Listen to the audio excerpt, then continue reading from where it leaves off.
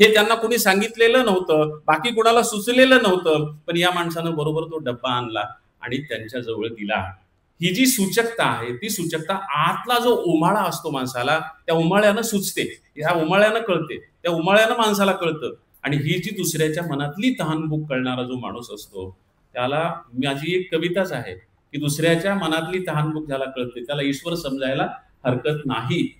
अशी दुसऱ्याच्या मनातली तहानभूक कळणारा असा तो माणूस आहे.